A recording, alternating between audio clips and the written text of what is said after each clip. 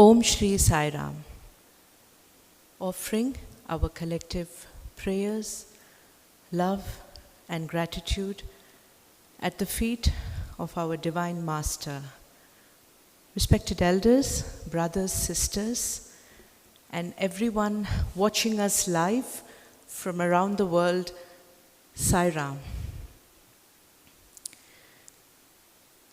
There's a beautiful definition of God, which once our beloved Sadguru Sri Madhusudan Sai so beautifully explained and propounded to us. It's very simple. He says, the most beautiful, smallest, surest definition of God is love. And this love can do anything, work wonders, move mountains. This love, which is bereft of any expectations, this love, which is bereft of any desires, this love, which knows nothing but only to love. And this love is the reason the love does everything. John 10, 11 to 18, Jesus Christ says, I am the good shepherd, and I lay down my life for the sheep. I am the good shepherd, and I lay down my life with authority when I want, for my sheep knows me, and I know my sheep. And if we all were to just think about this statement, and today being 24th of April, we will all realize the deep inner significance of this. And that love is teaching us how to love. In fact, St. Francis of Assisi says, just by talking or hearing about God does not make one cross the chasm, but rather the one who practices the teachings is the most important. And in front of all of us, we have the very embodiment of love, who learned from his master how to love. And he's teaching us this every moment of our lives, so that we learn to love and we become love. For he has always said, if you want to know me, become me. And the only way to become him is to love, period. Through this love, every single day, many, many projects and initiatives are being established. Here we are in Fiji today, and every year on this day we are here. And today we are here at this beautiful Sai Prema Ashram, the Love and Peace Ashram. And the wonderful work that our brothers and sisters of the Sai Prema Foundation have done here, have been doing. In fact, as we speak, brothers and sisters, surgeries are going on at the Sri Sathya Sai Sanjeevani Hospital.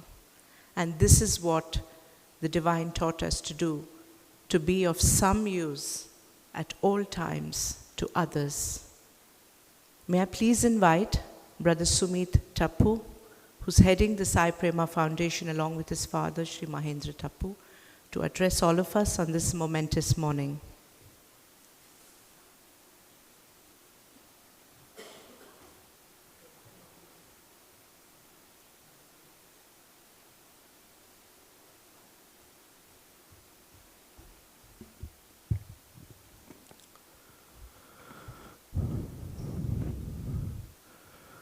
With love, humility and reverence,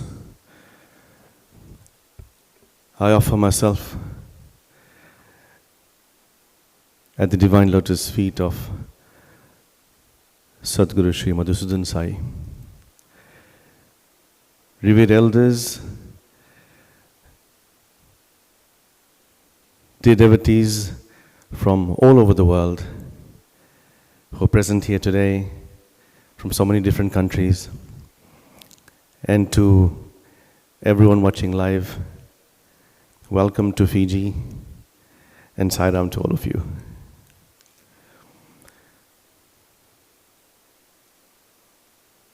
From the hills of Nandi to the mountains of Kodaikanal, from the Silicon Valley of America to the deserts of Africa, from the cities of Europe to this vast ocean that is the Pacific, a revolution has begun. Not a financial revolution or a industrial revolution. A spiritual revolution. A spiritual revolution powered by the double jet engines of selfless love and selfless service. And this mission will change the world. This mission will transform the world. Why? Because it's been led by our dear Divine Master, who works day in, day out for the sake of humanity.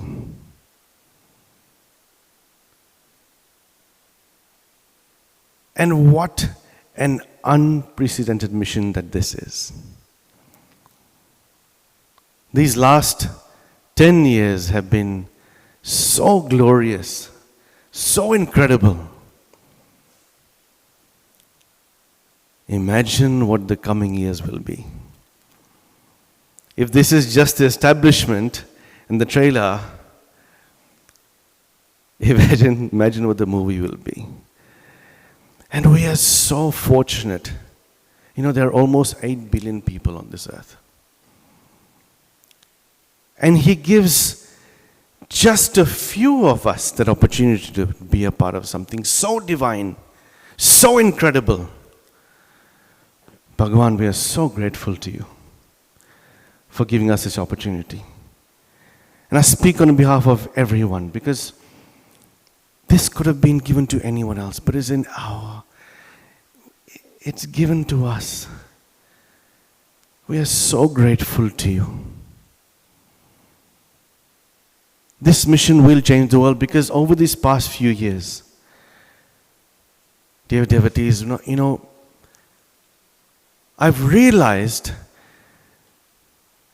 that apart from Bhagavan, nobody else on this earth is doing what He is doing. No one else. This mission of love and service, who else is doing this? It is only Him. I've traveled the world, I've traveled with Him, I've seen what is happening everywhere around the world. No one can fathom what is being done. No one can understand what He is doing. But one thing is for sure.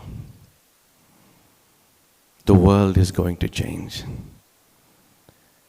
And our Sadguru, our Bhagavan, will make it happen. This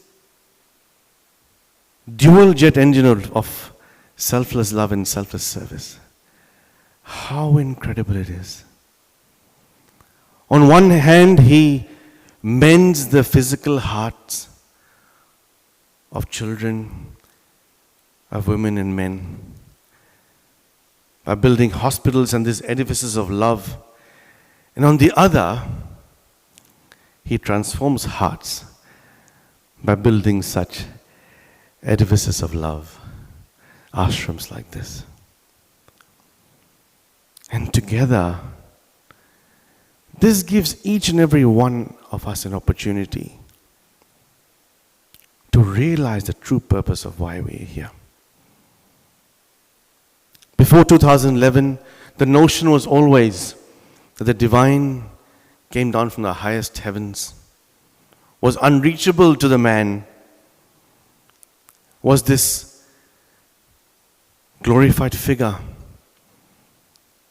which we all revered and loved. But now the tables have turned. Because this God over here, this beautiful form of love, some call Swami, that some call Sadguru, which I call Bhagavan, is guiding each one of us to become divine, showing us the way. That is the goal of our life. Because if we do not transform ourselves to becoming divine, then we have lost our way once again. We have lost the essence, the purpose of our life. And we have to keep coming back over and over and over again, being reborn over and over again.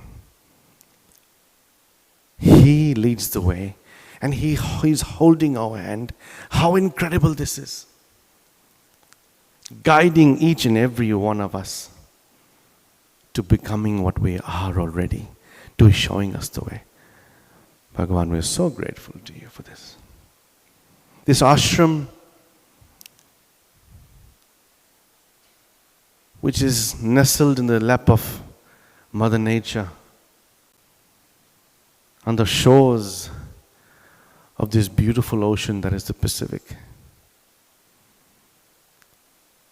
is going to guide humanity for thousands and thousands of years. Like this, all the ashrams around the world will come together and become the lighthouses of divinity for each and every one of us. And how fortunate we are to be a part of this most beautiful journey. In 2015, I remember when he first spoke about this. None of us could imagine what exactly he had planned. We knew he had planned something amazing. But this truly is a lighthouse where not only the people of Fiji, but the entire Pacific, Australia, New Zealand, even to the shores of the west coast of the USA, even to Asia, wherever the Pacific Ocean meets land, this will become that lighthouse for humanity.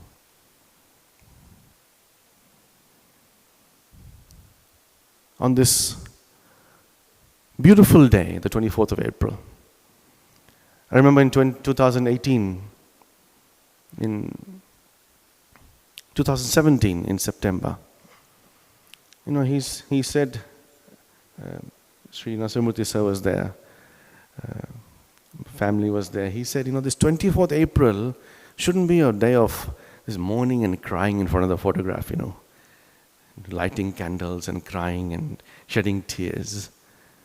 Let it be a day of selflessness, of service, of celebration, of life, of divinity. And that is why 24th April every year, we're so grateful that he comes to this land. And on those days, he's inaugurated this incredible monuments. Because that medical center and that heart training center and the hospital is not just a hospital, it's much, much more than that.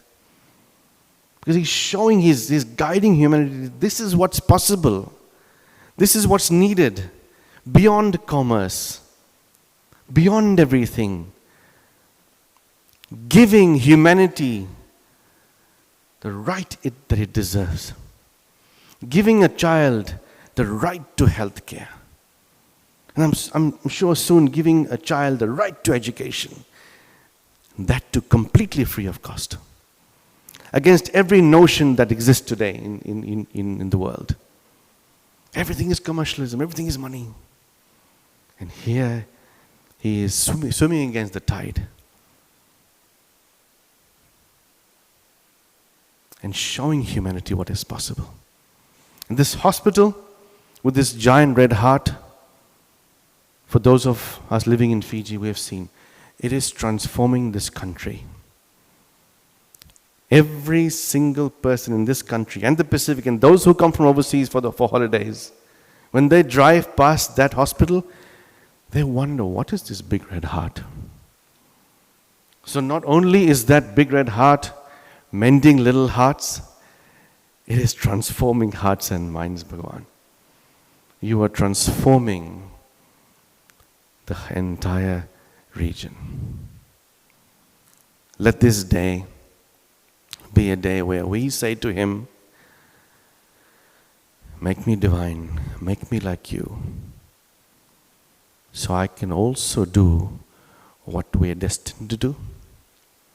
And I can also do what you want me to do. Let us not become an obstacle in his path to what he wants. Let us become an asset for him, so he can hold our hands where we're not in front of him, we're not behind him, but we hold his hand and walk beside him. Because he will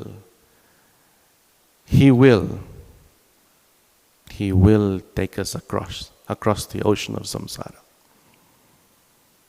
to the shores of Vaikuntha, where we will rest in the lap of divinity. Jai Sai Ram.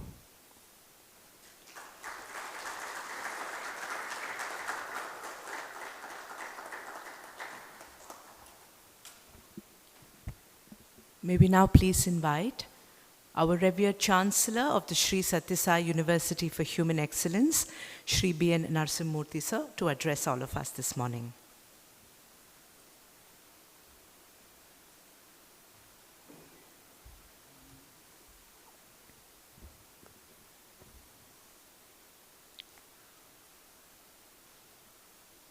I offer my loving pranams at the feet of our most beloved Sadguru Sri Madhusudan Sai, and remember his master Bhagavan Sri Sathya Sai Baba, who transcended the physical plane on this day, 24th of April, 12 years ago.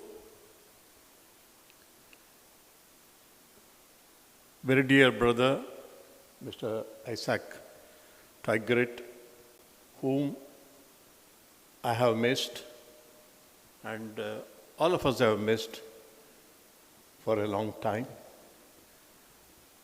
Very dear brother Mahendra Tapuji and Sumit, all the brothers and sisters whom I see in front of me, and very dear children. As I was listening to Sumit speak of selfless love and looking at the images in front of me, in front of the stage, very profoundly significant choice of images, which all of you would have definitely noticed.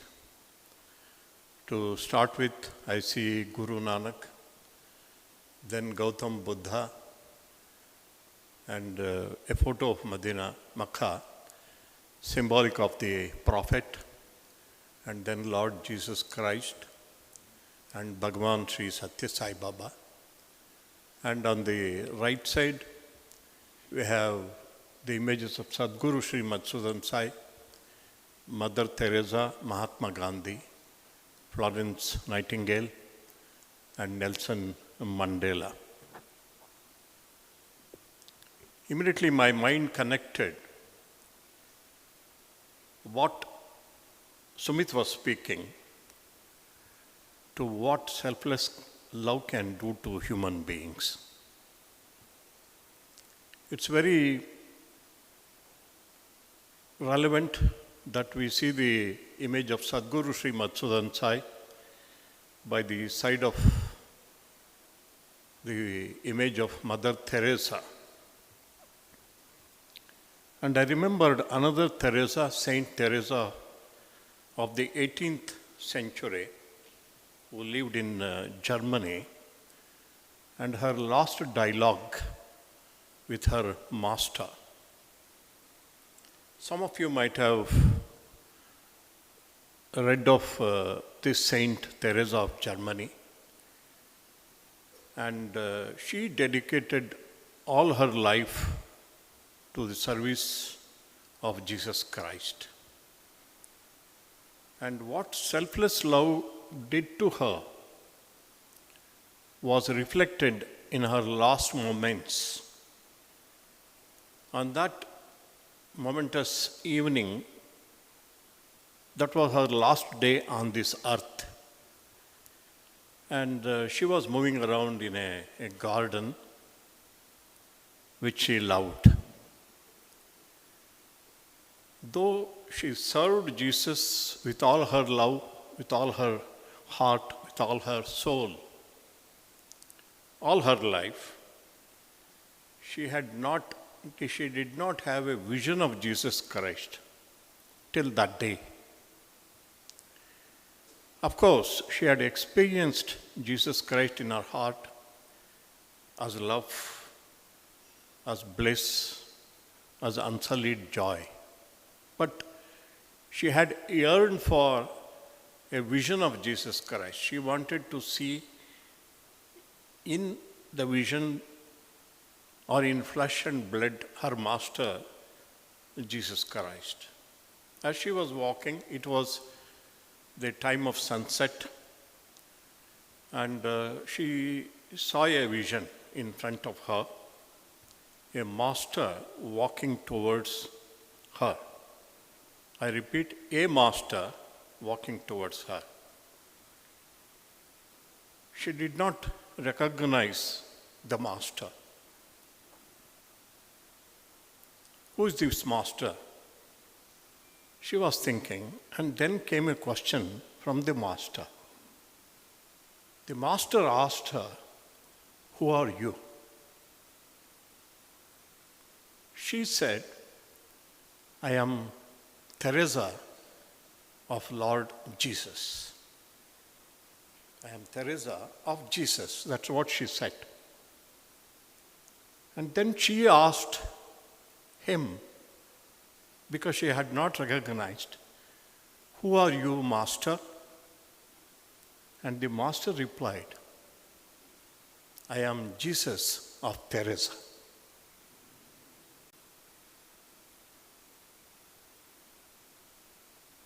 "10 years back, it was Madhusudan Sai of Satya Sai.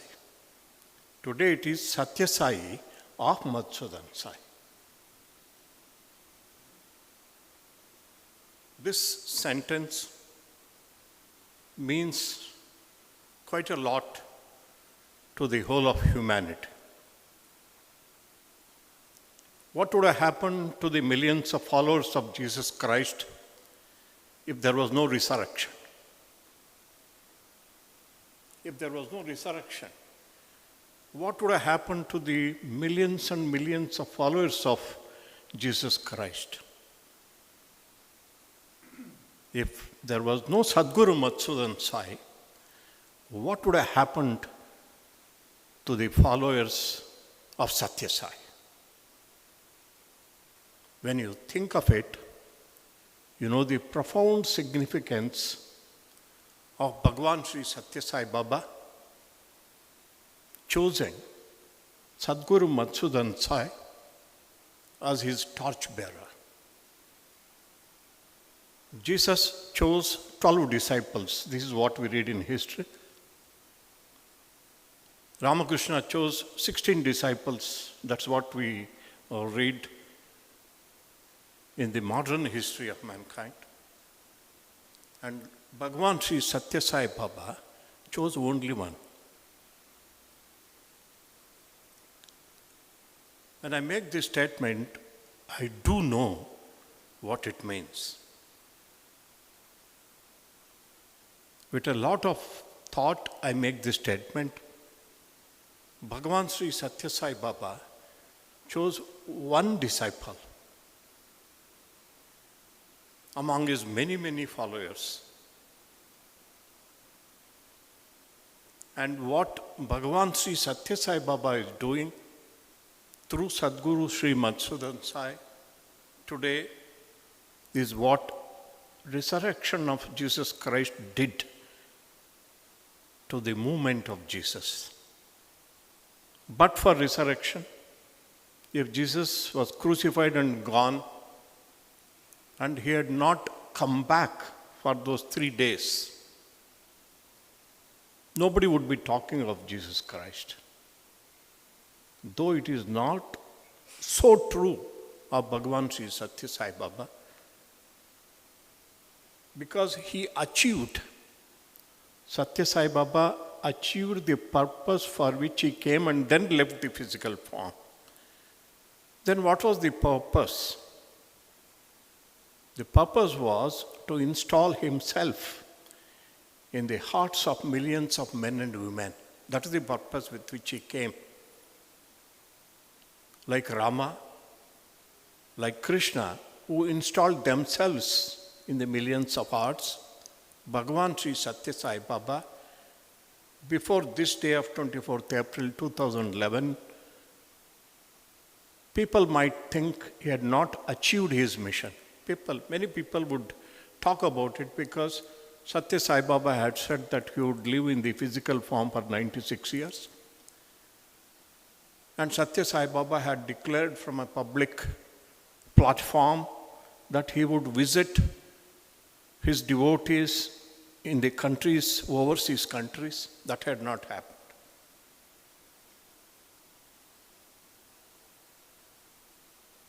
And a few things like that had not really happened. Did Bhagavan Sri Satya Sai Baba not achieve the mission? He did achieve the mission because his mission was to install himself in the millions of hearts of millions of his followers and devotees. He did achieve. But the mission was not complete. The mission was not complete because it was Bhagavan Sri Satya Sai Baba who had declared that till I wipe the tears of sorrow from the face of the last person to be born on this earth, my mission is not over. In that sense, the mission is not over. But Baba chose Sadguru Sri Madhusudan Sai. And I feel very, very blessed. And in fact, when we were coming here with Brother Tigrit, we were talking about those days, the early days, the beginnings of the mission of Sadguru Sri Madhusudan Sai.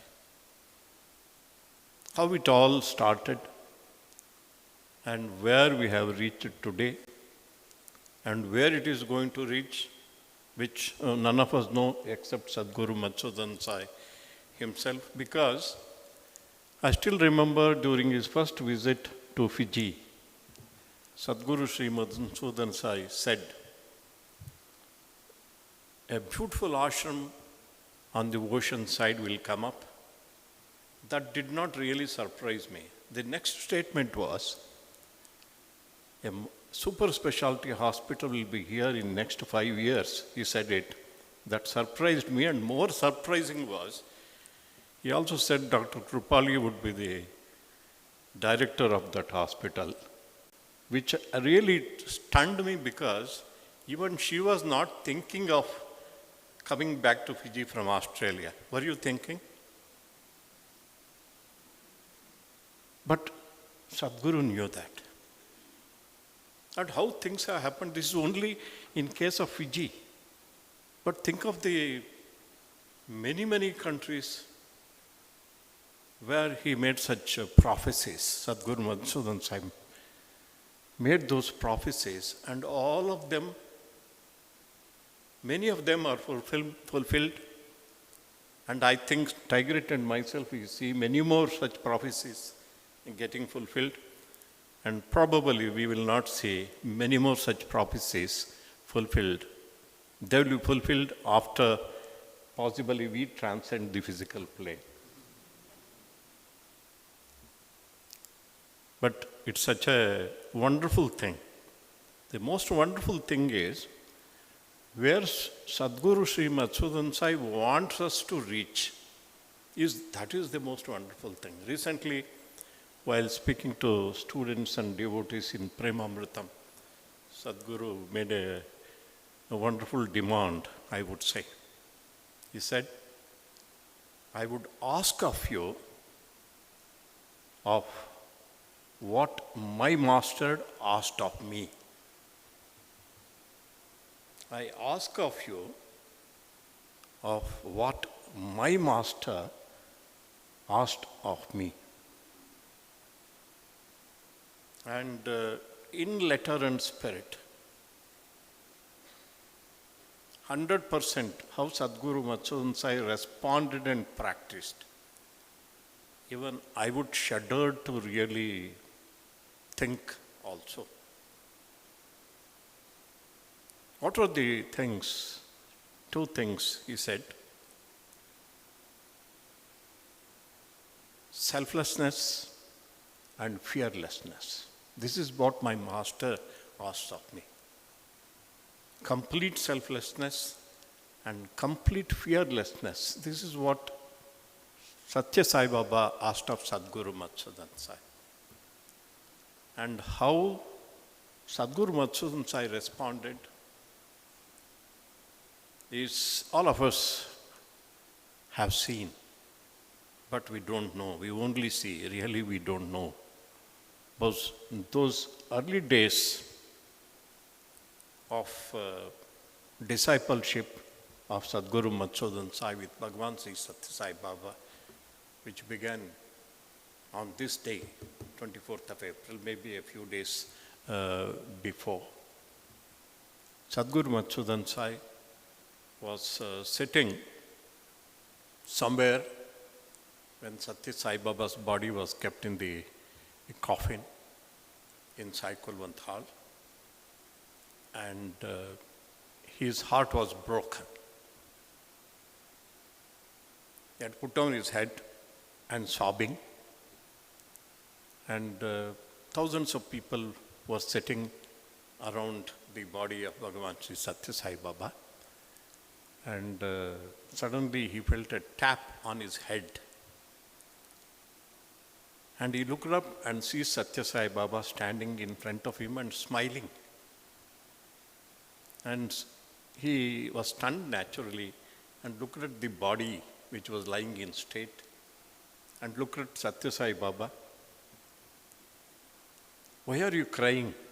Satya Sai Baba asked him. Why are you crying? I'm not gone. I'm not gone anywhere. And then Sadguru showed that body of Satya Sai Baba. Look at that. And Satya Sai Baba answered, replied, that is all tamasha. That's all a joke. That's all a drama. I am here to remain ever here. I'm not gone. I will not be gone. And that is the day when he initiated into this wonderful mission. He said, if you can be completely selfless and totally fearless, nothing can stop this mission. And this is what is happening around.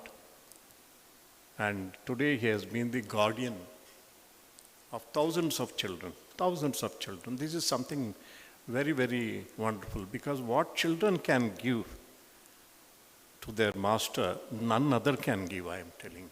None other. Thousands of children are dependent on him. Many of the children don't have earthly mothers and fathers in his educational campuses. Many educational campuses, they don't have earthly mother or earthly father, but they never miss the father and mother because they see both father and mother in him. And think of the thousands of children who are saved from the disease, especially the heart disease, giving them a new life. And more than those children, all of us, we connect to him because he is the one who takes us towards our ultimate destiny. He is the one who will lead us to our ultimate destiny of being one with him, being one with Satya Sai Baba, being one with Sadguru Madhusudan Sai. Both mean the same.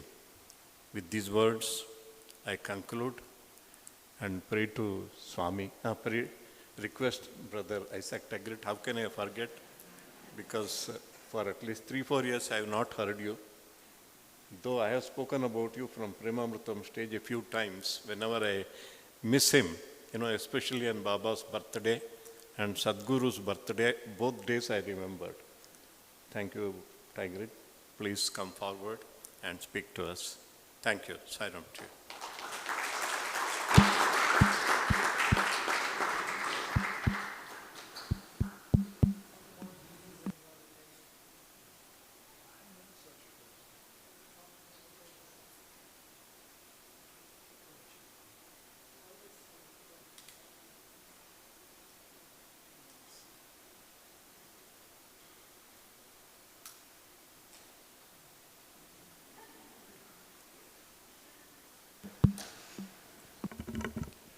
Yeah, quite an auspicious day in many ways.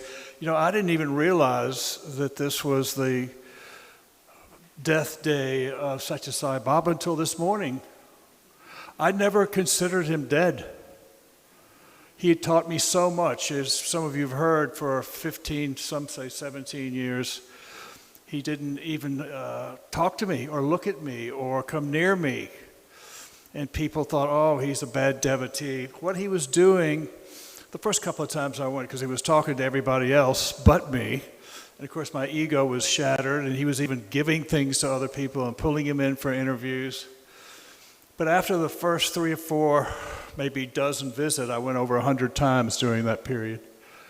I realized that what he was trying to teach me is about the formless nature of the absolute. It was so fantastic because, of course, everybody created this sense of duality the second he would come out. And they said, oh, God's over there and I'm over here. They couldn't even relate to the formless nature or their own divinity or anything. They couldn't even imagine, because we think so little of our human selves, that such a thing could have happened. And I must speak about that wonderful month before Sai Baba. He had the greatest exit strategy I've ever seen in my life. He gets ill. He goes into the hospital. He's in a coma for 1 month. During that month, because he was the guru of gurus in a new age and he had traveled all over India, he had hundreds of millions of followers from every strata. And suddenly you would see TV truck after TV truck with the satellite and so forth arrive from all 30 states. They were there within a month.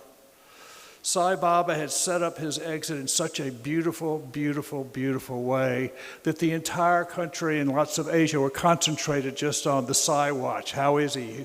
What's going to happen?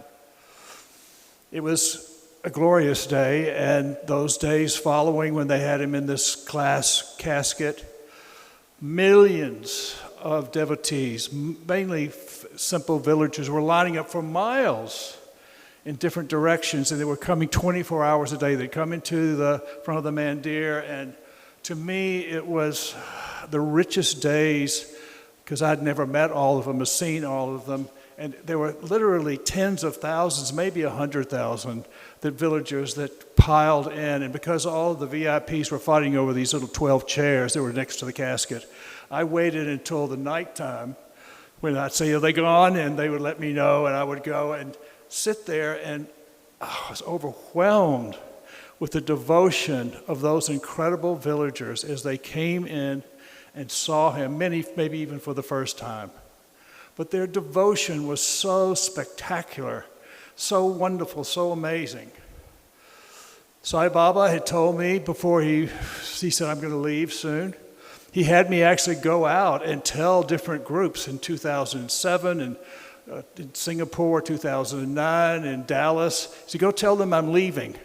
Oh my goodness, they almost stoned me every time I said it because he was supposed to live to the 96th year. My mission will last to the 96th year. And suddenly, he was gone. 10 years early. And many people were upset. Of course, our devotion is something he gives and takes away and gives and takes away as part of the process. But it was amazing. He told me to wait in the ashram. I've been living there for many, many years. So I waited. And I think a year went by, and I get a call from my beautiful, beautiful brother who I adore so much. Sai Baba is here. He wants you to come see him. I was so excited because I'd been waiting for those years. And up I go to Mutnahali, which I'd never been there. There was a little sign that said Sai Gamma in the middle of Chikbalapur. As you drove through, there was this little yellow sign with red writing, and there was a school there. And people said, oh yeah, there's a school back there. So I go up to the hill. I think there are only 3 or 4 people that he had revealed that this phenomenon was going on. And I was so excited, and of course went into that wonderful room, and there was a chair, and I knew the formless was there. He taught me all about it. I was so excited. And this wonderful boy, he was not a boy, he was a man, but he had been trained by Swami. He traveled all over the world, become very sophisticated, and now was becoming his interpreter because Swami was sending messages through him. And it was interesting. I don't know if you remember, but I think Sai Baba said, I'm sorry you had to wait so long, but Madhusudan doesn't speak Telugu, and I had to teach him Telugu because he was sending the messages probably through Telugu. And then this incredible journey began. Murti and beautiful Srinivas and I with Madhusudan, who's now being elevated and elevated and elevated and elevated to the point where Sai actually entered his body for many years and would speak through him and act through him. It was just an extraordinary and wonderful phenomenon. But we traveled the world 5, 6 years together. Every 3 days, a new city, it was incredible. Not knowing what we were doing, what the plan was. And here are the results of all those years, 5 years. We gave over 100, I counted, we gave over 100 talk speeches during that period of time. It was extraordinary. I don't know if I could talk about the Jesus thing, but I will at the end maybe. He always directs me on what I'm supposed to talk about. I'm so hard-headed, sometimes I don't listen very well. But there's something that's very important that I've seen here in this country that proves everything that he has told us, that Murti knows, is this transition of the world. When I first came here in this little island, I was fascinated that there were 2 groups. The locals, the great local people, so sweet, so pure, and this massive, not massive, but substantial Indian population. And there was no doubt that there was great animosity from the locals towards the Indian population because they owned everything. They imported everything that came into the country. They had the major businesses, but retail or whatever. So obviously, the only really interaction to a certain degree, and I'm sure this wonderful boy who I love, I'm head of his fan club down there sitting on the end, can tell you, it was there. And the main relationship they had with the locals was basically they were employees. It wasn't a tight-knit community. In fact, it was isolated, the Indian community, very much. And what a miracle has occurred that the fabric of this culture has changed. 200 little operations on children have changed the fabric of this country. And you go in that hospital and you see all the associations. The entire country now knows what this selfless service from this Indian community has given them, and they're coming together. I got to the airport, someone said, what are you here for? I said, oh, I'm here for the Sanjeevani Hospital. Oh, we know all about it. It's fantastic. So this is the miracle. This is the real miracle, not just saving. Can you imagine 220 operations change the fabric of the entire country? And now you see it, and the country has come together. It's really a prime example of difficult things that we have to deal with racism and continue to. And that's what Mr. John Livingston, we're from the same area. The area we come from is where all the slaves in America worked. In fact, I was reading last night that all the counties, the population of the counties all down the Mississippi River, 70% slaves in those earlier days, up to 1860 or so. These are oppressed people who were beaten and tortured, and their confidence, their ability of the self-respect, everything was taken away. And it's still there. It's still there. And to see this hospital, this little hospital come down, the little clinic, and I was in Atlanta a couple of weeks ago, and the beautiful doctor ladies, Indian ladies, who were the doctors there, got up and spoke. And they talked about this transition that was happening with the little clinic, a microcosm of sort of what's happening here. And they were saying, oh my goodness, no one wanted to come. The African-American community is terrified and poor, and they're just terrified. They're oppressed, and they're angry, and they're sad. And that over this time, one at a time, at the beginning, no one wanted to come. The African-American community didn't trust the hospital, didn't trust them. They've seen ladies wearing these funny dresses called saris. They'd never seen anything like this. To them, it was as foreign as it could be, and also not Christian. And let me tell you, no one can out-Christian black folks. They are the greatest Christians in the world. From my world, I'm telling you, it's amazing. But these ladies were talking about, through this love, continuous compassion, and they're ladies, right, so different than men, with that ability to love, that motherhood, that nurturing, and so forth, that slowly, not necessarily the population of the white people in that town, but slowly these indigent people, uneducated, some don't have electricity or water, living in really rough situations. We had to go get them to bring them because they had no automobiles. You have no idea what Clarksdale, Mississippi was the center of this racism. All the slaves were sold in Congo Square in New Orleans, in the French Quarter, and in Savannah, Georgia, some in the Carolinas. But Clarksdale is the center of racism in the United States. You just have no earthly idea what it's like unless you grow up there and you've been there.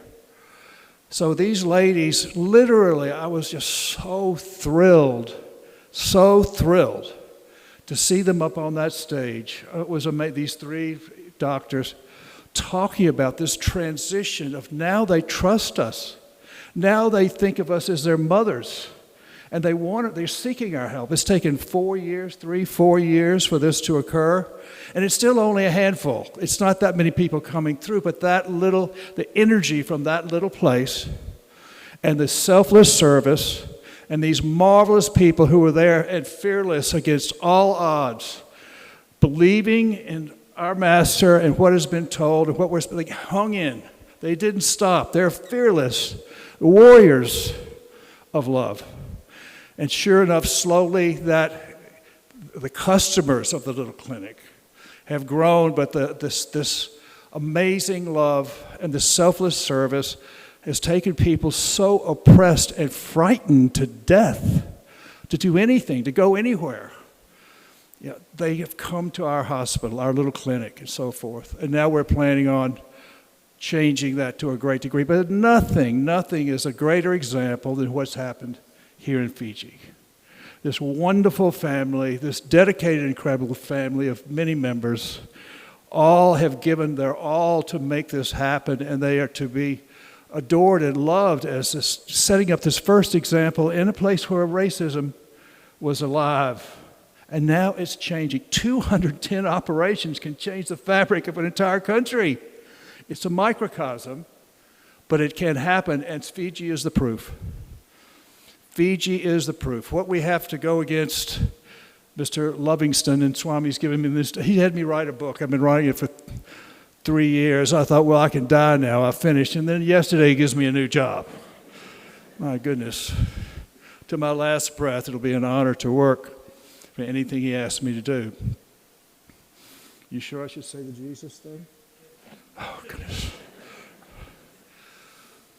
Sathya Sai Baba was so wonderful to me. After those years, it started in 1990, 89, suddenly he brought me into his fold, constantly looking after me and taking care of me and so forth. And I'll never forget, my daughter was visiting me, Augusta, who's pregnant, by the way, with a little baby coming soon. And my daughter was down there with me, and it was the annual Christmas address, which Sai Baba at Christian, all these Christians would come from around the world. We'd sing Christian hymns and decorate it. And it was a beautiful festival. Only, I don't know, 2,000 or 3,000, maybe more Christians there, probably a lot more. And my daughter had a plane to go home in about 3 days. And Sathya Sai Baba called me in and said, I want you to go into town. And you take Augusta to that wonderful hotel and make sure she gets pedicures and manicures and does everything that she wants. I said, but wait a second, you're giving your Christmas address. And he said, no, you go.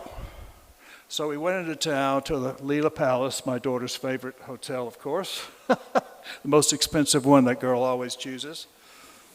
And I sat there and wanting to be back in Puttaparthi, and she was, of course, down in the spa and the beauty salon and everything the whole time. I put her on the plane and left. And then I came back. And when I came back, literally, I walk in the ashram and all these Christians start coming up to me and trying to touch me and pull something, whatever. I got frightened. I started running to my room. And I locked the door. And then some friends came over and said, Sai Baba announced that you were a devotee of Jesus Christ. I'm not sure what. It could have been Judas, because I'll tell you, I've had more betrayals this lifetime than I could even imagine. I wouldn't doubt it at all. But it was so sweet. And of course, I love Jesus so much. I was raised a Christian. The reason I was attracted to Sathya Sai Baba was because of what Jesus did. Identical giving, helping, serving everyone. And Sathya Sai Baba reminded me so much. And of course, he called me there, and he told me we've been together for other lifetimes and so forth. And I guess that was one of them, I suppose. And I'm sure there's many people in this audience who have been with masters in the thousands of lifetimes that you have been through, which you're unaware of. But that was an extraordinary moment, being born as a Christian and being there and have Sai Baba tell me that I was with my divine master when I was in my youth and growing up in my family. So this selfless service is infectious, and it comes from the heart, and it's so difficult. I remember Sai Baba, we went into a house outside of London, and this is before the big battle between the two Sai families started, and there were, 200 people in this little house. It was famous for the vibhuti and so forth. And as we're walking towards the house, he says to me, talk about selfless service. And they open the door, our little entourage, we open the door, and there's a life-size picture of Sai Baba right on a little wall as you walk in. And behind the glass in vibhuti that had formed was SERVICE, service, all the way down. So, in my own feeble way, he said, talk about selfless service. And I told them, look, I'm from the Baptist church. There was always outreach, but it was the same 20% of the population that would go out and help the poor or go to the hospital and help the ladies or have soup kitchens or whatever. It was never the entire population in that congregation. And I told them the thing that I love about the Sai group, it is almost required that everybody do service, everyone. And I said, I'm really excited. Now, how many of you all are doing, there was about 200 people, how many of you all there are doing service? And every hand went up. And I said, well, okay, how many of y'all are doing selfless service? And they sort of wondered, what is he talking about? I said, you know, a lot of service is very distorted in so many people's minds. I said, there's a type of service that happens where everybody's doing it. Everybody wants to join the crowd, be part of it. So they join the thing and do service so they can be part of something. So they can feel like they're a family, so they can feel like, but that's not selfless service, doing it because everybody else is doing it. I said, there's another type of selfless service, not non-selfish service, where people do it because it makes them feel good. They want to make it transactional, like love. Human, you know, this love here on this is so human. We want a return on our investment. It's transactional. I said, service cannot be transactional. I said, there's a third form of supposed service. It's the most hideous of them all. And that is they give service because they're worried about what other people think. What other people think. And I turned to the group and I said, now let's see how many hands are doing selfless service. There were 2 or 3 who started up and down, nobody. But they got the message, I'm sure, as we have gotten the message through such a Sai Baba. Bless him, I love him so much. I saw him the other day, as a matter of fact, and doing the thing yesterday, you know, he's here and he's changed, he's in a red chair like the one you But quite fantastic to be here in this place, having come here 4 or 5 years ago, having seen, because I'm so aware of animosity and racism in my country, which is rampant. And I saw this friction, and I saw this going on. Now I've come back. In fact, the last time I was here, we inaugurated the little clinic. And now I've come back, and I've seen this miracle, which can happen and will happen, of what selfless service has done to this country. It has united 2 factions that did not feel like they were brothers and sisters. They're so proud of what's been done here, and it's changed the fabric of the culture completely. And it's still in process, and I'm sure there are years to come, but it began. So this is literally the world example in this little tiny place, with a small population, of showing how years of animosity and jealousy and whatever, racism, whatever you want to call it, can be erased. Erased with 200 little operations on children. What an amazing thing. 200 operations changed the fabric of the entire country. Just a wonderful to be here. I'm so proud of Samin and the whole family. They've given themselves a perfect family to do this sort of thing. Fearlessly. Fearlessly. So today is Sai Baba's rebirth day. It's not a death day, it's a rebirth day. And what an extraordinary thing he has given us. As I watched his Golden Child, what is that award they give, their Gold Service Award, that he had everything, and watched him raise him up in consciousness to a true level of divinity as a Sadguru. And of course, a year or so ago, it was the 96th year, he said, I've got to go. And he left behind this extraordinary guru, this amazing, who I adore and worship as my own guru. I have 2. One I can't see, one I can see. But it is miraculous what he has done, and following those teachings and watching him rise to this level that he's in now. Truly a miracle only a master could make happen. So I'm grateful to be here. I'm so thrilled at what I have witnessed and what I've seen. And I'm just honored to be here on the stage with my dear brother Murti, who we spent so much time, but mostly with my guru. Thank you.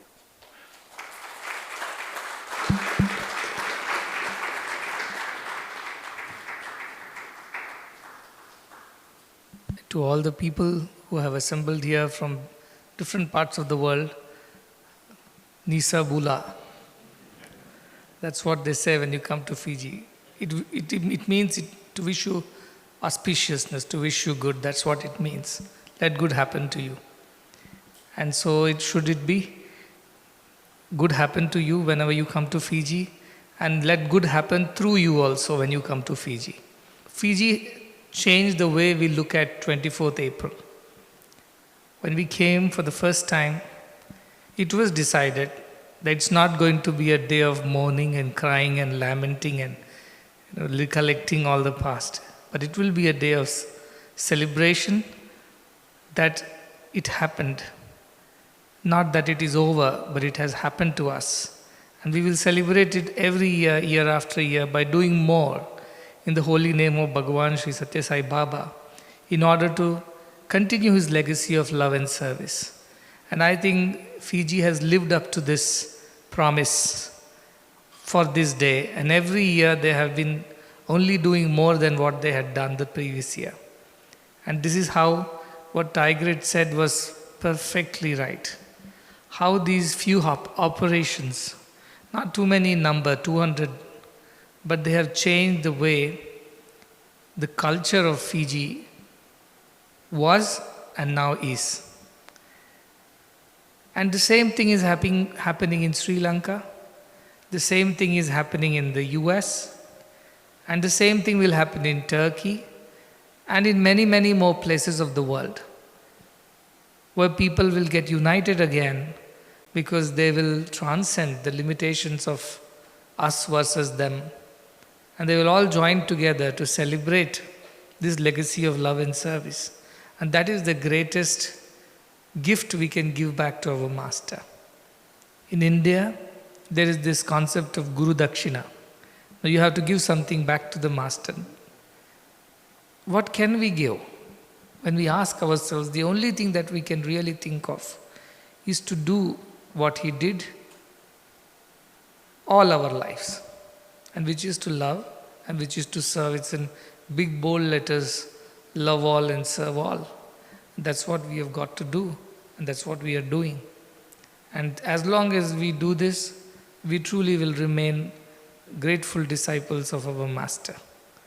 Otherwise, nothing else can match up to his grace, his benevolence on us, but to live his legacy all our lives by serving and loving just as he did.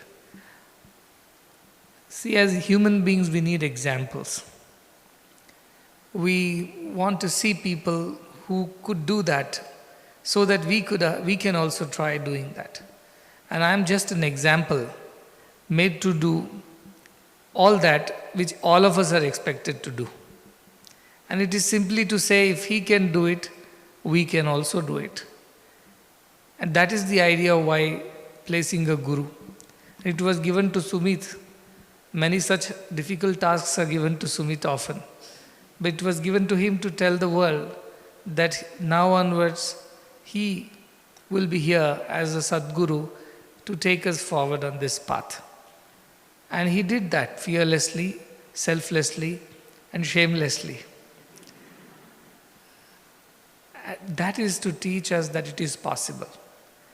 And it can be done by anybody who decides to follow this path, irrespective of which country you belong to, which religion, which philosophy you subscribe to, which language you speak, and what is your educational or economic status.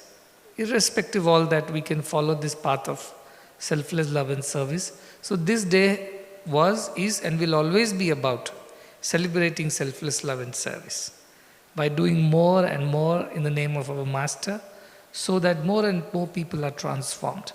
And the world truly becomes one family, united in love, united in service. I often talk about this story from the Upanishads, Mundaka Upanishad. For those who are new, two birds were sitting on a tree, the Upanishad says. Both looked alike, of the same plumage, of the same species. One bird was eating the fruits, the berries on the tree, bitter and sweet. So whenever it ate a berry which was sweet, it rejoiced. It was happy. And whenever it came across a bitter berry, it lamented and was sad. And this went on and on till it looked up and saw the other bird sitting up high up there peacefully, without eating any berries but just being a witness, enjoying itself. And this bird, the lower bird, thought, why can't I be like that upper bird, which is so happy, which is so peaceful, unlike me, which is happy on Monday and sad on Tuesday, and again happy on the Wednesday and sad on Thursday. This goes on in my life. Why can't I be like that? Equanimous, peaceful and happy forever. And then it started wanting to become that bird. And it hopped from one branch to the other. And as it got closer and closer to the upper bird, it realized there was no upper bird. There were no two birds in the first place. There was only one bird. One bird was the witness consciousness, the upper one, and one was this engaged with the worldly things, trying to enjoy the world. But at the end, it was the same bird and not two. That is what the Upanishads tell. They tell when the little bird, the lower bird, thought of itself as just the lower bird, it was unhappy. It was limited in its thinking. It was finite. But when it reached the upper branch and became one, or rather realized that it was one with the upper bird, it had no more longing for good and bad things of life. It had given up all pursuits except the pursuit of truth and peace. And that is the story of today. When Narasimhamurti gave a vivid description of what happened, it was just that. The lower bird was busy picking berries, happy and sad, on different days. And then the upper bird came and gave a knock on the head. Hey, up here I sit, peaceful and equanimous. Do you want to be like me? Do you want to enjoy this peace and equanimity? If yes, then rise. Branch by branch. I don't expect you to all of a sudden hop up to the topmost branch, but step by step, year after year, week after week, it taught how to go and become the upper bird. And that is what we are all supposed to do. And the steps to do is selfless love and selfless service. These are the surest steps. And that's all we are expected to do. I know people are watching this program from around the world and from different time zones. And to all of them, the only message is this life's pursuit is to be one with that upper bird. And that upper bird was represented by Bhagavan Sri Satya Sai Baba, the Paramatma.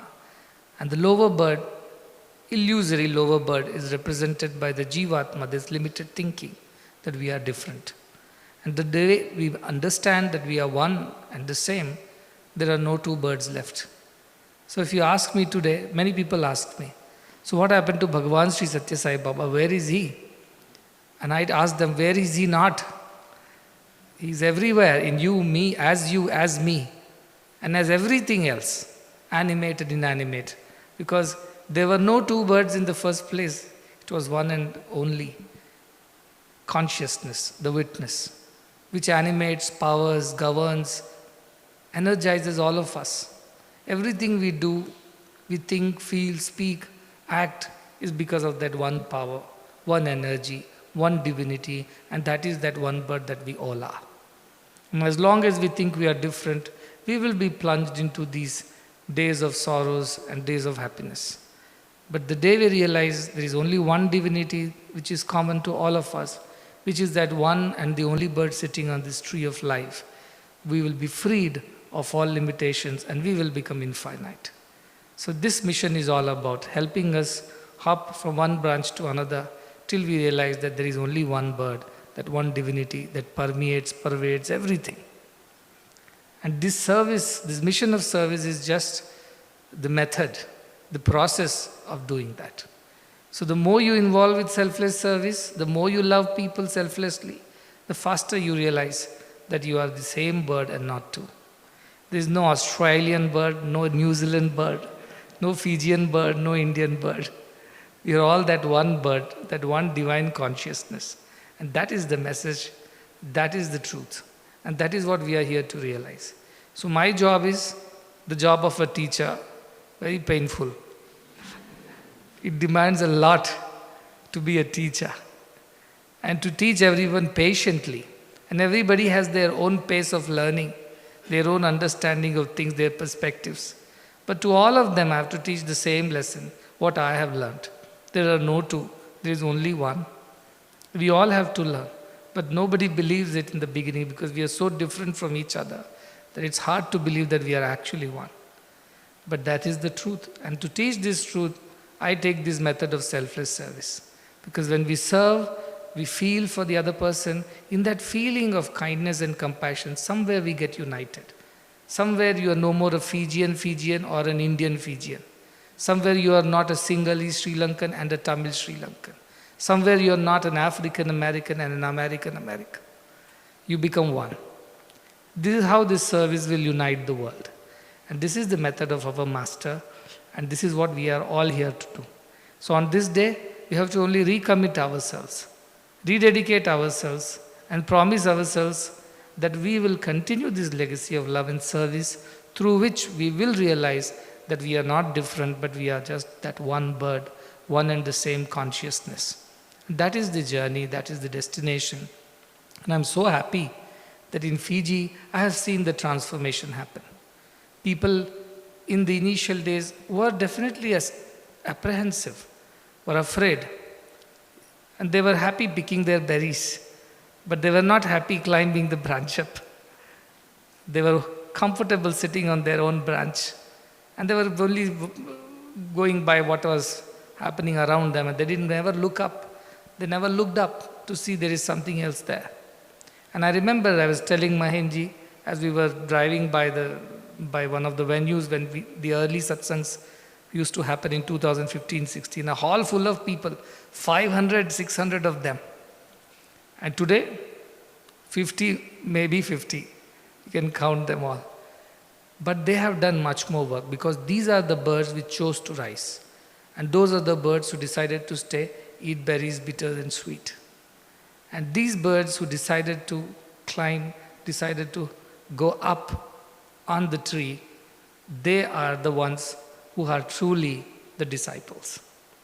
And this is what makes me happy. Every time I come back to Fiji, I meet all these people, this small group of them.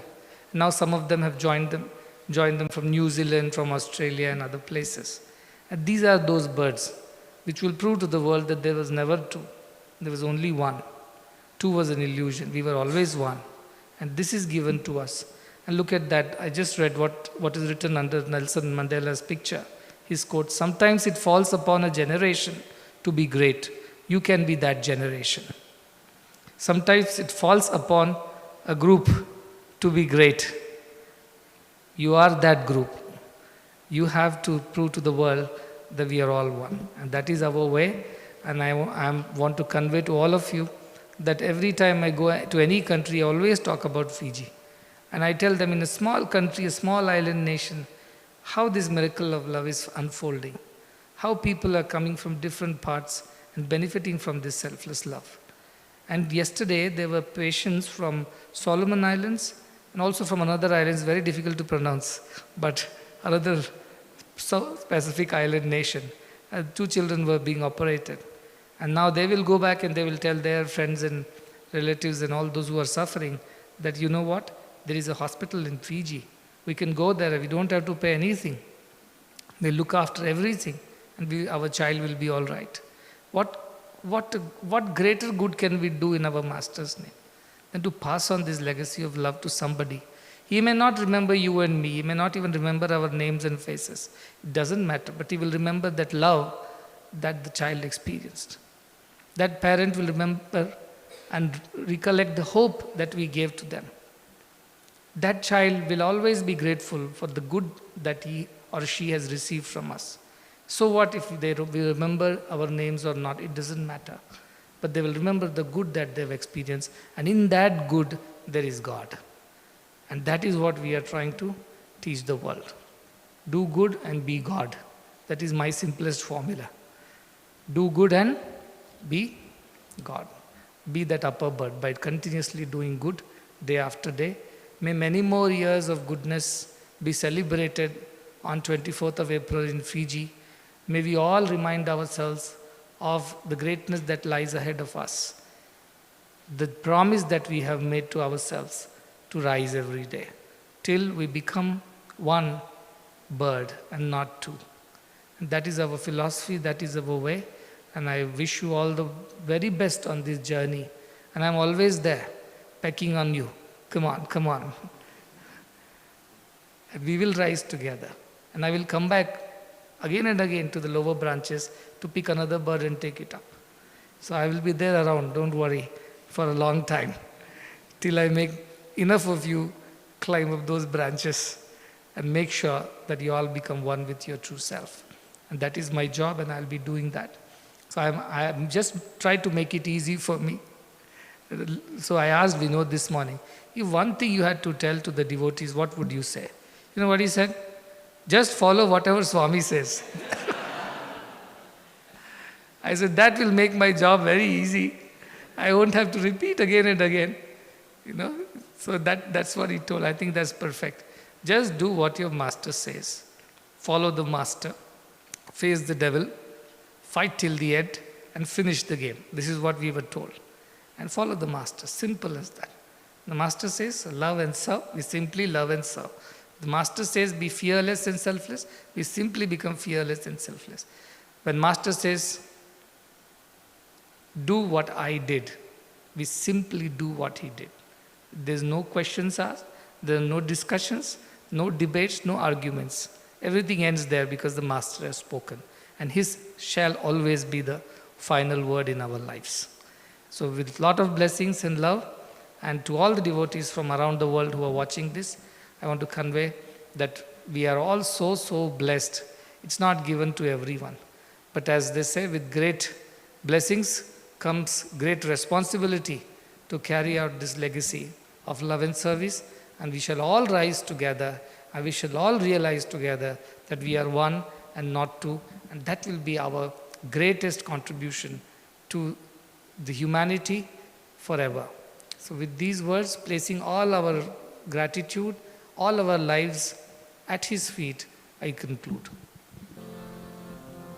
Om Jai Jagadish Hare Swami Satya Sai Hare Bhakta Jana Samrakshaka Bhakta Jana Samrakshaka Parti Maheshwara Om Jai Jagadish Hare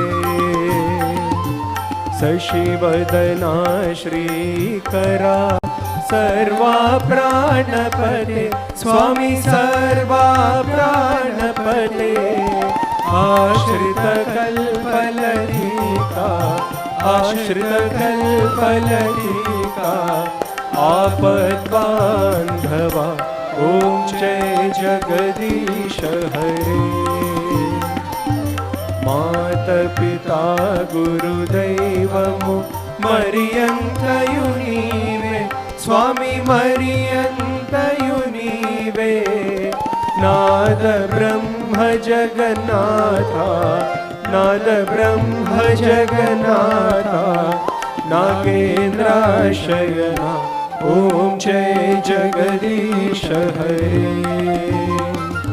Omkara Rupa Mojasviyo Sai Mahadeva Sadguru Sai Mahadeva Mangala Arati Anduko Mangala Arati Anduko Mandhara Giridhari Om Jai Jagadish Hare Narayana Narayana Om Satya Narayana Narayana Narayana Om Narayana Narayana Om Satya Narayana Narayana Om Satya Narayana Narayana Om Om Jai Sadguru Deva Narayana Narayana Om Satya Narayana Narayana Narayana Om Narayana Narayana Om Satya Narayana Narayana Om Satya Narayana Narayana Om Om Jai Sadguru Deva Narayana Narayana Om Satya Narayana Narayana Narayana Om Narayan Narayan ओम सत्यनारायण नारायण ओम सत्यनारायण नारायण ओम जय सद्गुरुदेवा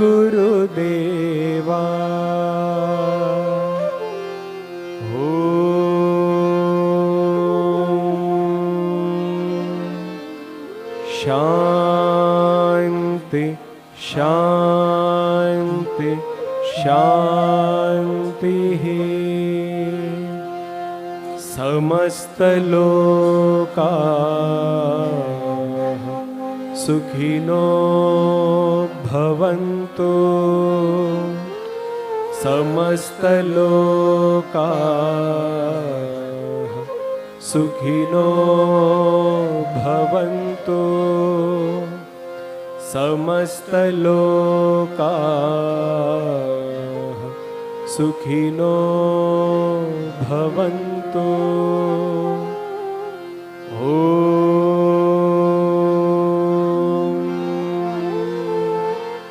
शांति शांति शांति जय बोलो भगवान श्री सत्य साई बाबा जी की जय। जय बोलो सद्गुरु श्री मधुसूदन साई जी की जय।